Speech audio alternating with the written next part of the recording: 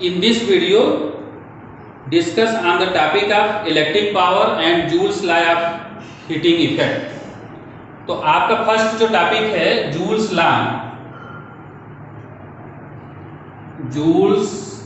Of heating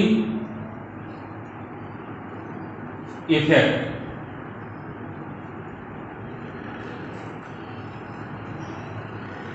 joules law of heating effect में अभी इसके पहले प्रीवियस वीडियो में मैंने बताया था heating effect of electric current and electrical energy. अब जब करंट को पास करते हैं when electric current pass through the conductor, जब इलेक्ट्रिक करंट को पास करते हैं तो आप क्या देखते हैं कि जो डिवाइस होता है वो हीट हो जाता है। अगर आप मोबाइल को चेक कर सकते हैं या फैन चालू करके देख सकते हैं, टीवी देख सकते हैं, कोई भी इलेक्ट्रिकल डिवाइस इस तरह के हैं, अगर आप उसमें करंट को पास करते हैं तो क्या होता है, हीट हो जाता है। ऐसा इफेक्ट देखने को होता है। ये जो हीट हो जाता है उसकी वैल्यू कितनी होती है उस पर एक्सपेरिमेंट जूल्स ने किया और उन्होंने एक लॉ दिया जिसे हम कहते हैं Joule's law of heating effect. हम कह सकते हैं कि अकॉर्डिंग टू दिस इफेक्ट या according to this law when electric current pass through the conductor then heat produce in the conductor depend upon the following factors. जो heat produce होगा वो किस किस फैक्टर पर डिपेंड करता है।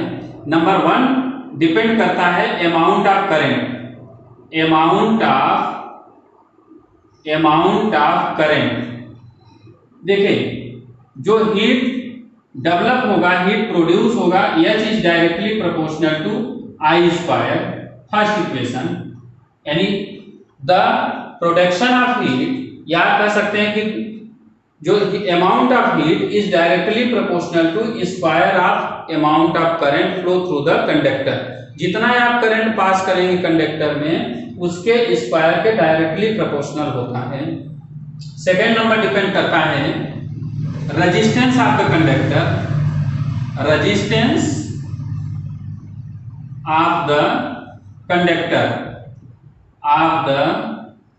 कंडक्टर, तो रेजिस्टेंस पर भी डिपेंड करता है। H is directly proportional to R, equation number second. जो हीट होता है जब करंट पास करते हैं और कंडक्टर्स में हीट डेवलप होता है तो वो डिपेंड करता है उस कंडक्टर के रेजिस्टेंस पर डिपेंड करता है। तो हम ये कह सकते हैं फर्स्ट लॉ हो गया, सेकेंड लॉ हो गया। तो the heat produce in the conductor is directly proportional to the resistance. जितना ज्यादा रेजिस्टेंस होगा उतना ज्यादा हीट क्या होगा, प्रोड्यूस होगा। थर्ड नंबर होता है टाइम पर भी डिपेंड करता है। क्या कह सकते हैं कि H is directly proportional to T, H is directly proportional to क्या होता है, T। टाइम के डायरेक्टली अगर ज्यादा टाइम तक आप करंट को पास करेंगे तो हीट उतने ज्यादा प्रोड्यूस होगा। अगर तीनों इक्वेशन को ज्वाइन कर देते हैं from equation first, second and third, तो then H proportional to I square RT, H will be equal K I square RT. If K will be equal 1, then H will be equal I square RT. इस तरह से H will be equal आ गया आपका I square RT। कितना heat produce होगा, I square RT। तो आप पढ़ रहे हैं Joule's law of heating effect. Joules law of heating effect क्या है उसके लिए मैंने बताया कि हीटिंग इफेक्ट को सबसे पहले डिस्कवर किया जूल्स ने, और कितना हीट प्रोड्यूस होता है उसके लिए उन्होंने एक लॉ दिया। एक क्या कर सकते हैं, 3 लॉ भी कर सकते हैं कि फर्स्ट लॉ उन्होंने दिया करंट का, सेकेंड रेजिस्टेंस का, थर्ड टाइम का, कि करंट का इफेक्ट कितना पड़ता है, रेजिस्टेंस का कितना इफेक्ट पड़ता है और टाइम का कितना इफेक्ट पड़ता है। और इसके बाद तीनों को मिला देते हैं तो H will be equal I square RT होता है। तो ये आपका हो गया joules law of heating effect. Second topic है,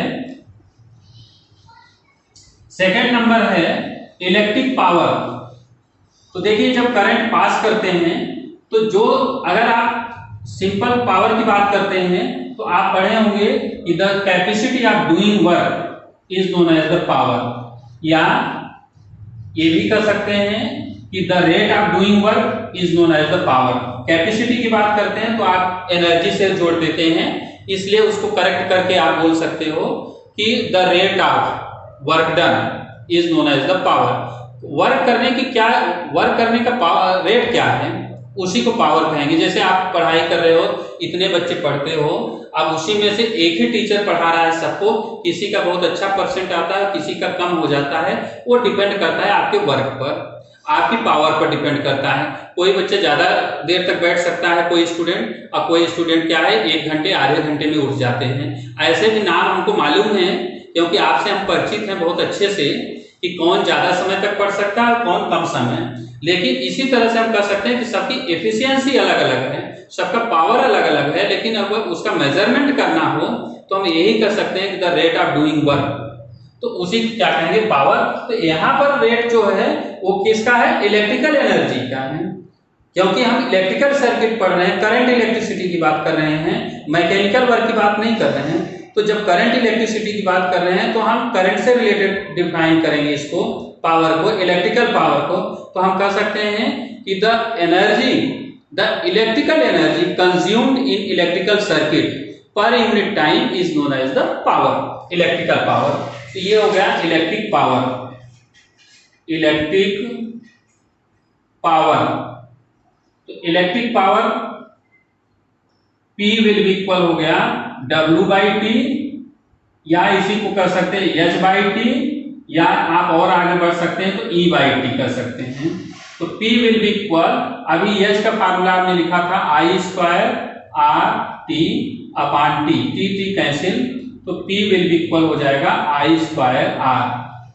तो पावर का एक फार्मूला हो गया, P इक्वल क्या हो गया, I² R, but V will be equal होता है RI।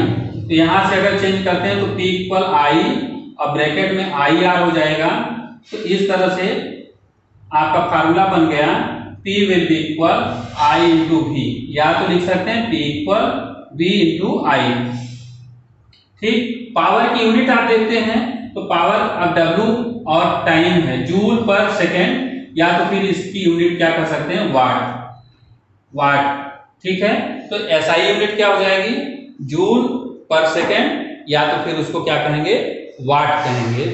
तो और कमर्शियल यूनिट क्या होगी इलेक्ट्रिकल एनर्जी की, किलोवाट आवर्स,